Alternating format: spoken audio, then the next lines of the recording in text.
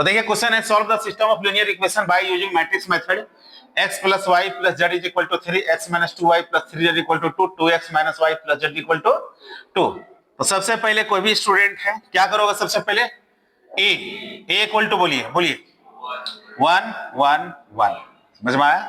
फिर बोलिए दूसरे इक्वेशन से 1 minus 2 3 ओके कोएफिशिएंट हट रहे हैं। फिर बोलो 2 minus 1 1 b इक्वल टू बोलिए 3 2 2 ओके। उसके बाद हम लोग x इक्वल टू लेंगे बोलिए x y z। यहां तक समझ में आया सबको? क्लियर? उसके बाद हम लोग सबसे पहले क्या लेंगे? Determinant of a। आइए a का डिटर्मिनेंट लीजिए 1 1 1 1 minus 2 3 2 minus 1 1। डिटर्मिनेंट सॉल्व करें। कैसे सॉल्व करेंगे? तो +1 आइए रिलेटेड रो कॉलम ढक दीजिए इसे क्रॉस मल्टीप्लाई बोलो -2 माइनस a और एक फॉर्मूला से -2 3 -1 1 देख रहे हैं सब? आप सॉल्व करो तो -2 माइनस फॉर्मूला से -3 तो -2 + 3 कितना आया? बस समझ में आया? आइए सेकेंड लो -1 इंटू बोलिए कितना आएगा? बोलो ढको 1 1 जा 1 1 -6 कितना आएगा? -5 प्लस 1 इंटू ढकिए बोलिए कितना आया? -1 और माइनस माइनस +4 कितना आएगा? 3।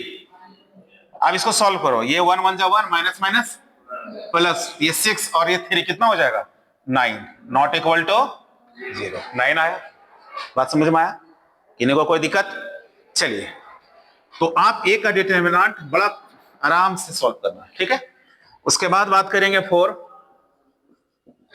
कोफैक्टर ऑफ a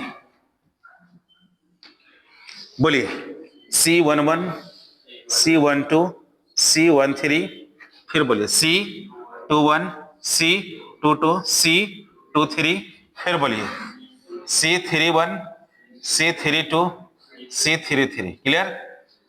ओके 1 1 रहे तो क्या लिखेंगे? +1 फिर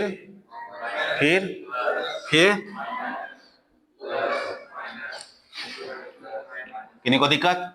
और इनटू माइनर 1 1 माने 1 का माइनर हम निकाल चुके कितना? 1 फिर बोलिए -5 फिर बोलिए 3। यहां तो समझ में आया?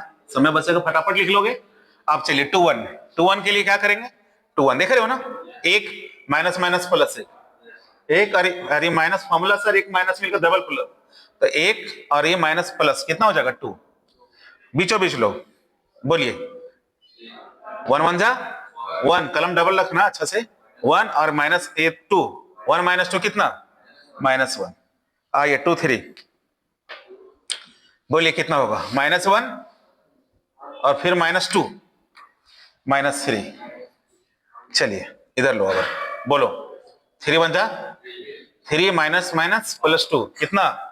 5 फिर बोलो 3 2 बोलो 3 1 जा 3 1 जा 3 -1 कितना? 2 3 3 बोलिए -2 -1 कितना? -3 कर लोगे ना? अब क्या आएगा रिजल्ट?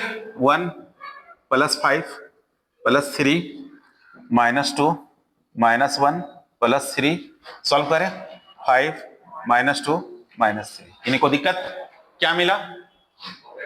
तो देयरफॉर कोफैक्टर ऑफ a मिला। क्या मिला बोलिए?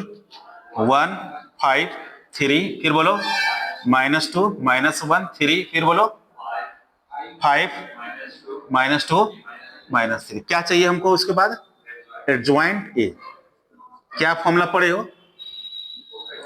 कोफैक्टर ऑफ a ट्रांसपोज कीजिए रो है उसको कॉलम में लिखें तो 1 5 3 फिर बोलिए -2 -1 3 फिर बोलिए 5 -2 -3। किन्हीं को कोई दिक्कत?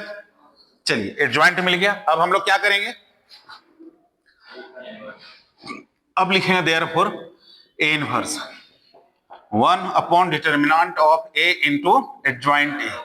ये 1/9 इंटू बोलिए 1 -2 5 फिर बोलिए 5 -1 -2 3 3 -3। किन्हीं को दिक्कत?